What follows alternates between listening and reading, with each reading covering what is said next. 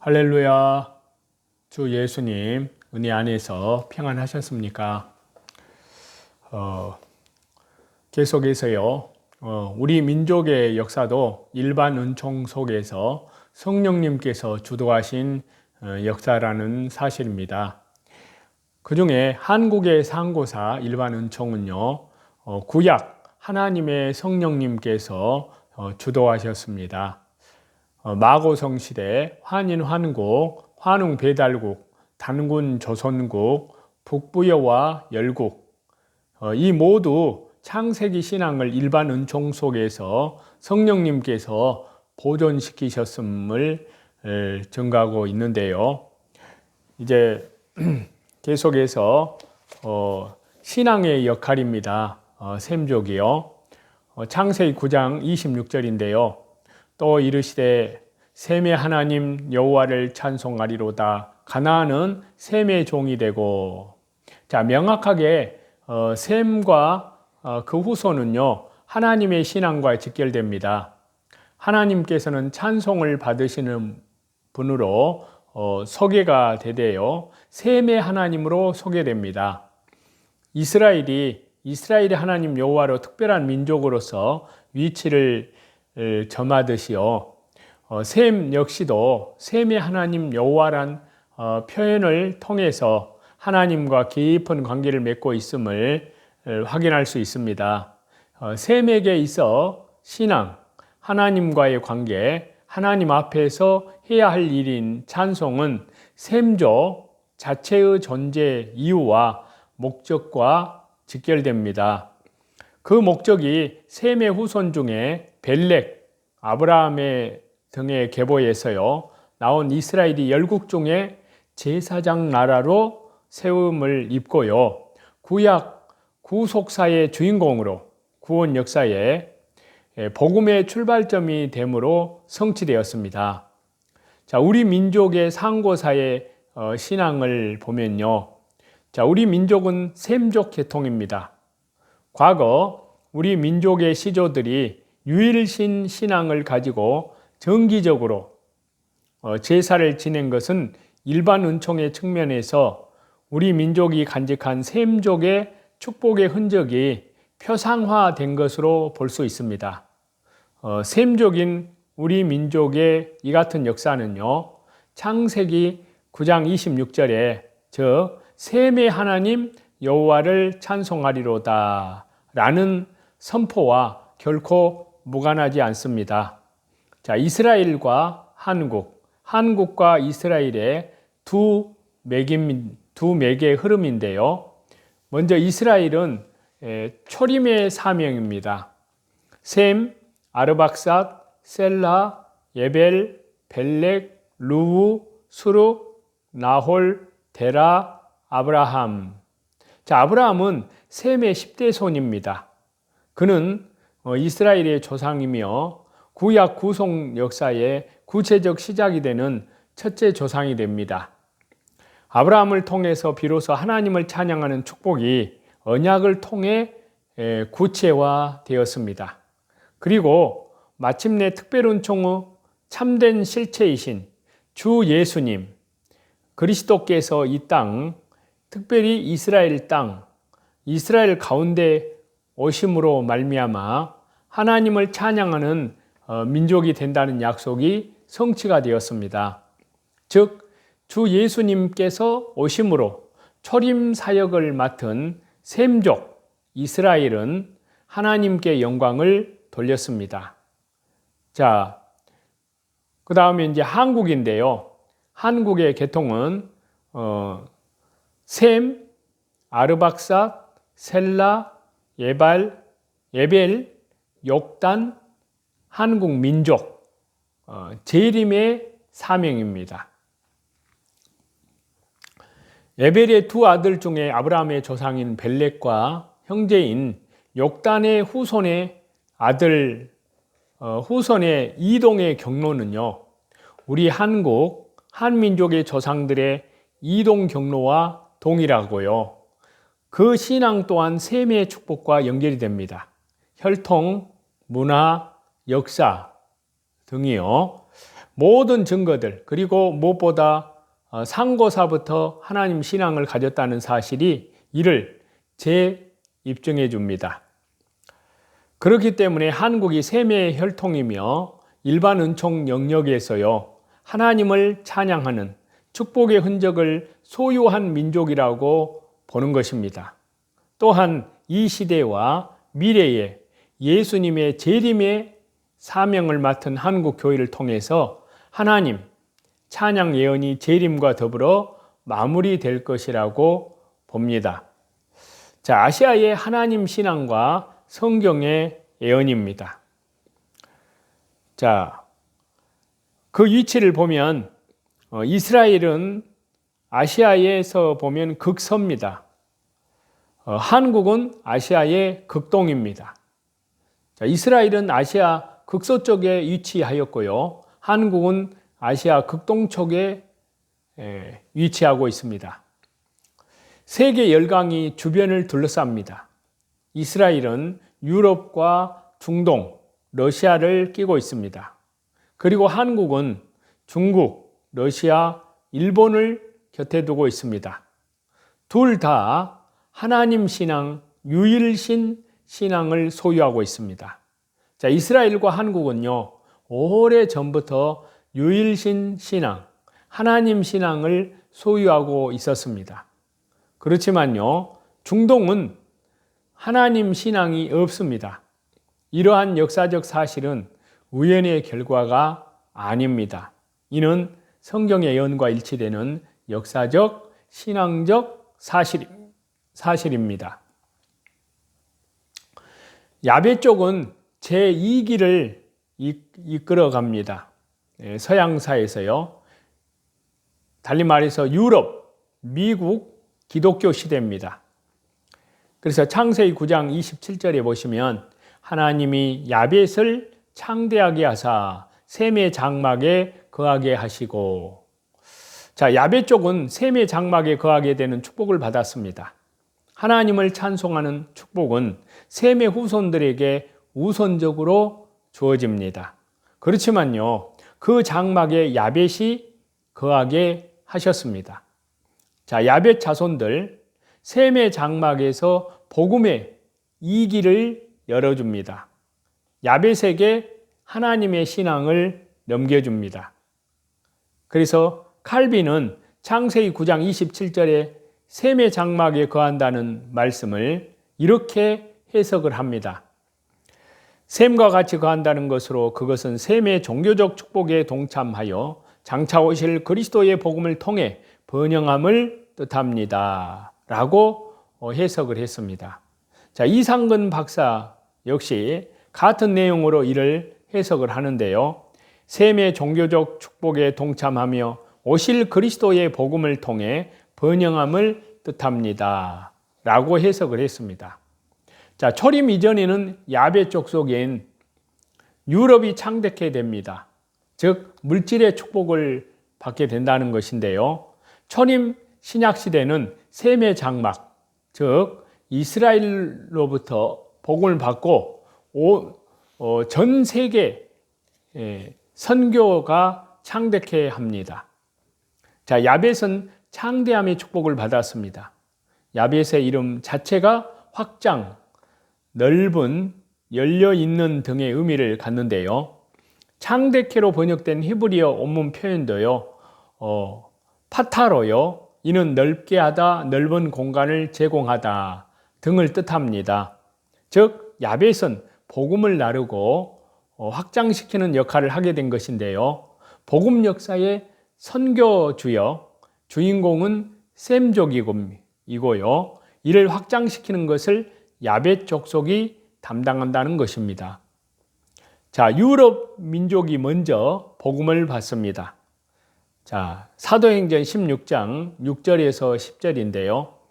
성령이 아시아에서 말씀을 전하지 못하게 하시거늘 그들이 부르기아와 갈라디아 땅으로 다녀가 무시아 앞에 이르러 비두니아로 가고자 애쓰되 예수님의 영이 허락하지 아니하시는지라. 무시아를 지나 드로아로 내려갔는데 밤에 환상이 바울에게 보이니 마케도냐 사람 하나가 서서 그에게 청하여 이르되 마케도냐로 건너와서 우리를 도우라 하거늘 바울이 그 환상을 보았을 때 우리가 곧 마케도냐로 떠나기를 힘쓰니 이는 하나님이 저 사람들에게 복음을 전하라고 우리를 부르신 줄로 인정함이러라.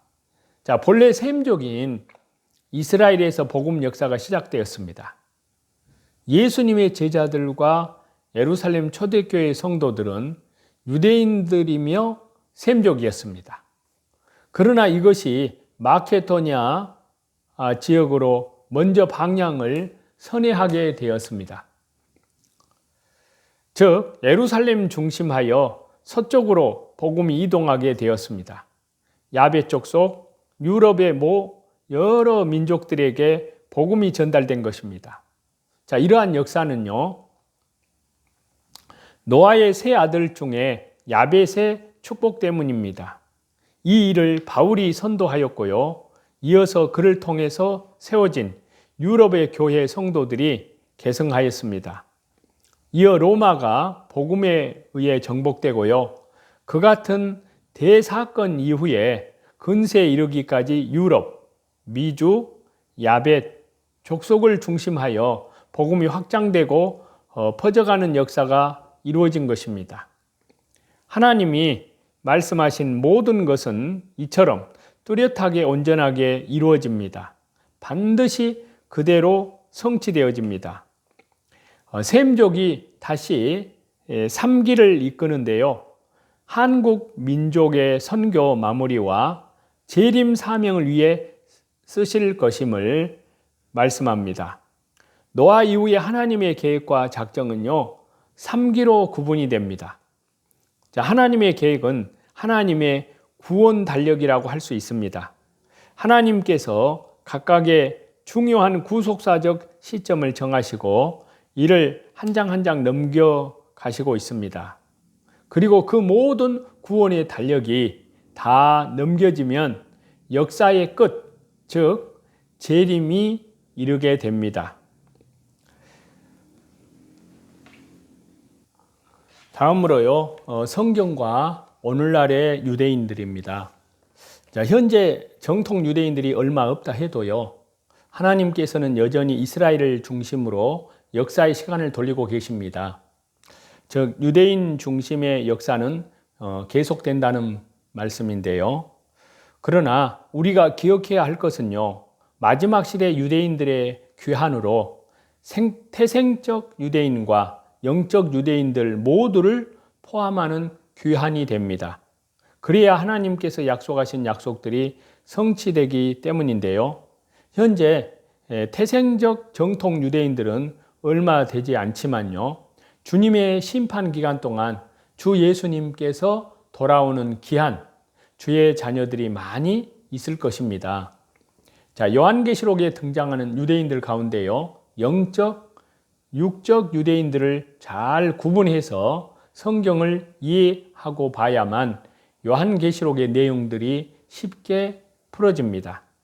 하나님의 말씀인 성경은 구약과 신약으로 구분합니다. 구약은 유대인들을 중심한 유대인들의 역사적 기록이지만요, 신적 선물로 신약의 그리스도를 예표하는 중요한 그림자가 됩니다. 그래서 구약은 신약의 몽학선생이라고 합니다. 구약은 유대인들의 귀환과 회복의 약속들이 많이 나오고요, 결국 하나님의 은총으로 최종 승리할 것임을 분명히 하고 있습니다. 그러나 구약의 유대인을 생태적으로 유대인으로만 생각하면 아브라함, 이삭, 야곱, 모세 오경 등을 통해서 말씀하신 하나님의 약속은 모두 잘못된 것이 됩니다. 하나님은 구약의 유대인을 통해서 신약의 새로운 유대인으로서의 영적 유대인들을 많이 언급을 하시면서요, 아브라함에게 약속한 민족에 대한 약속은 그리스도 안에서 구원받은 모든 주의 자녀들을 언급함이 분명합니다. 비록 하나님께서는 구약에 약속하신 하나님의 백성들, 즉 생태적 유대인들을 중심으로 일하시지만요, 마지막 시대에 하나님의 약속을 이루는 자들은 그리스도 안에 있는 모든 주의 백성, 즉 생태적 유대인과 더불어 영적 유대인으로 구원받은 모든 이방인들을 포함해 일을 하십니다. 그렇기 때문에요, 생태적, 육적 유대인들만을 위한 하나님의 계획은 영적 유대인의 무리에 모두 포함시켜 같이 다뤄져야 합니다. 이를 제대로 이해하지 못하면 자칫 가짜 유대인들에 의해서 하나님의 나라가 건설된다는 잘못된 해석을 하게 됩니다. 그리고 성경에서 계시하는 유대인들에 대한 수많은 내용들에 있어 올바른 해석을 하기가 어렵습니다. 자, 요한계시록에 언급되는 각 지파에서 뽑힌 14만 4천 명의 유대인이나 두 증인 등에 대한 내용들도 잘못 해석할 가능성이 많습니다. 현재 유대인들 중에 정통적인 생태적 유대인들은 찾아보기가 어렵습니다. 유대인들의 모든 지파는 이들이 떠돌이 생활을 하면서 사라진 지가 이미 오래입니다. 그렇기 때문에요, 현재 유대인들을 통해서 하나님께서 각 지파에서 일부의 숫자를 뽑아 일하신다는 것은 이치에 맞지 않습니다. 지파 자체가 이미 사라졌기 때문인데요. 또 사라져야 하는 것이 주님의 구원 사역을 이루는 중요한 일이 됩니다. 모든 지파들이 전 세계로 흩어지면서 이미 이방화 되었고요. 그 명맥을 유지해 올 수가 없습니다. 그리고 현 유대인들마저도 자신이 어느 지파 사람인지 아는 사람도 거의 없습니다. 물론 스스로들이 정통 유대인이라 주장하는 일부의 사람들이 있기는 합니다. 순수 유대 혈통 지파를 갖고 요한계시록을 논하게 되면 요한계시록 해석은 거의 불가능합니다. 그렇기 때문에요, 이런 점을 고려해서 마지막 시대에 나타나는 유대인들에 대해 올바른 해석을 해야 합니다. 1948년 5월 14일 이스라엘이 독립을 선언을 했지만요, 유엔은 예루살렘을 여전히 공동 통치구역으로 남겨두었습니다. 4개 종교의 성지가 되고 있기 때문인데요. 그리고 서쪽 예루살렘은 이스라엘 영역이었지만 동쪽 예루살렘은 여전히 요르단 지역으로 영역이 나뉘어 있었습니다. 자, 이스라엘이 독립선언한 바로 다음 날 아랍 5개국 연합군은요, 순식간에 끝내버리려는 대량 학살을 선언하면서 이스라엘을 총공격했습니다. 그러나 그 결과는 마치 다윗과 골리앗의 싸움처럼 예상을 뒤엎고 이스라엘의 승리로 끝났습니다. 아무도 예상치 못한 결과였습니다. 결국 이라크를 제외한 아랍 국가들은 1949년 휴전협정에 서명을 하였고요. 이스라엘의 독립은 1949년 5월 11일 59개국이 모였던 유엔 총회에서 최종적으로 승인되었습니다. 자, 1차 중동전의 치욕적인 패배를 설욕하기 위해서 이집트의 나세르 대통령은 페다인이라는 테러 부대를 통해서 이스라엘 접경 도시 공격을 지시하여서요, 1949년부터 1956년까지 약 1,300명의 사상자를 냈습니다. 자, 나세르 대통령은 러시아로부터 무기를 수입하고 이스라엘을 멸망시키기 위해서 요르단 및 시리아와 동맹을 맺고요. 이스라엘의 석유 공급로인 티란 해협을 봉쇄를 하고요. 1956년 대대적인 전쟁을 준비했습니다. 그러나 이 사실을 안 이스라엘이 시나이 반도를 가로질러서 먼저 이집트를 공격하면서요, 3,000명의 이집트 군인을 사살하고 6,000명의 전쟁 포로를 획득하면서 이 전쟁 역시 이스라엘의 대승리로 끝났습니다. 2차 중동 전쟁이었습니다. 약 10년의 세월이 지난 후에 1965년에서 1966년 사이에 이스라엘이 사막을 개간하여 농지로 변환하는 과정에서요, 요단강 물을 지나치게 많이 사용한다는 이유로 시리아는 이스라엘의 농장 키부츠 마을에 총격을 가했습니다. 이스라엘은 즉각 복수하여 시리아의 전투기 6대를 격추시키게 됩니다. 그러나 시리아는 포기하지 않고 이집트의 나세르 대통령에게 도움을 요청하자 이집트는 바로 시나이 사막에 대군을 파견하면서요, 유엔 주둔군들을 철수하라고 했으며 이라크와 동맹을 맺었습니다. 나세르 대통령은요, 1967년 5월 15일 날 유대인들의 인종 청소를 외치면서 전쟁을 준비했는데요.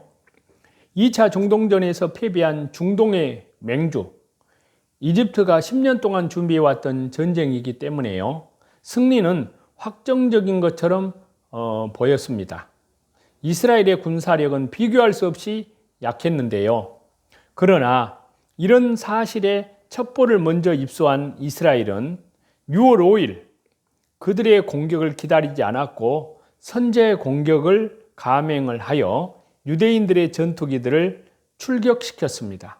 당시 공격 명령을 기다리고 있던 이집트 전투기 300대를 모두 폭파시켰고요. 요르단과 시리아 국경에서 근접한 이라크의 공군 기지들을 폭파했습니다. 그 결과 아랍연합군은요, 18,000명의 사상자를 내었고 5,600명이 전쟁 포로가 되었습니다. 세 나라 연합군의 장비의 70% 이상이 파괴되었습니다. 이스라엘은 군 776명 사망과 2,600명의 부상만을 입었습니다. 그 결과 이스라엘은요, 시나이반도, 웨스트뱅크, 가자지구, 골란 고원을 얻었는데요. 이는 유엔에서 인정한 이스라엘의 영토의 3배에 해당하는 넓이였습니다. 이것이 3차 중동전인 6.1 전쟁입니다. 신약성경 사도행전 21장에 보면요, 사도 바울이 성난 군중에게 연설을 하는 내용이 나옵니다. 그래서 사도 바울은 천부장에게 자기를 소개하면서요, 군중에게 말할 기회를 달라고 요청을 하였습니다. 사도 바울이 층계에 서서 손을 흔들자 군중이 잠잠해졌습니다. 사도 바울은 먼저 자기는 유대 사람으로서 엄격한 율법 교육을 받아 하나님께 열성적이었다고 밝힙니다. 사도 바울은 예수님 믿는 사람들을 박해하여 죽이기까지 하고 무차별 투옥을 시켰고요. 다마스쿠스에 있는 성도들을 잡아다가 처벌을 받게 하려고 길을 떠났다고 말을 합니다. 자, 사도 바울은 위기의 순간에도 동족을 향한 마음을 놓지 않았습니다. 사도 바울은요, 유대인들이 오해를 풀고 복음을 받아들이기를 간절히 원했습니다. 많은 유대인들은 아직 사도 바울에 대해서 잘 모르고 있었습니다. 사도 바울은 자기가 회심하여 주 예수님의 제자가 된 사연을 들려주어서 그들의 생각을 바꾸고 싶었는데요. 그래서 사도 바울은 최악의 상황에서도 최선을 다했습니다. 그리스도인들이 이런 태도를 갖는다면요, 복음을 전할 기회가 많이 찾아올 것입니다. 가장 좋은 전도 방법은요, 저와 여러분이 주 예수님을 믿게 된 얘기를, 간증을 들려주는 것입니다. 주 예수님을 만난 저와 여러분의 경험을 전도의 기회가 있을 때마다 전해 보시는 저와 여러분이 되시기를 우리 주 예수 그리스도 이름으로 간절히 축원합니다. 찬송 드리시겠습니다. 푸른 바다 나선의 몸 어디든지 가오리다. 괴로우나 즐거우나 주만 따라가오리니 어느 누가 막으리까 죽음인들 막으리까 어느 누가 막으리까 죽음인들 막으리까 아골골짝빈들에도 복음 들고 가오리다. 소돔 같은 거리에도 사랑 안고 찾아가서 종의 몸에 지닌 것도 아낌없이 드리리다. 모든 존귀와 영광과 감사와 찬송을 우리 성삼위 하나님께만 돌립니다. 오늘도 자기를 부인하고 자기 십자가를 지고 믿음의 주에 온전케 하시는 주 예수님만 바라보면서 말씀 중심으로, 기도 중심으로, 예배 중심으로 하나님 나라와 복음을 위해서 모든 영적인 선한 싸움에서 믿음으로 예수 그리스도 이름으로 승리하시는 저와 여러분이 되시기를 우리 주 예수 그리스도 이름으로 간절히 축원합니다. 감사합니다.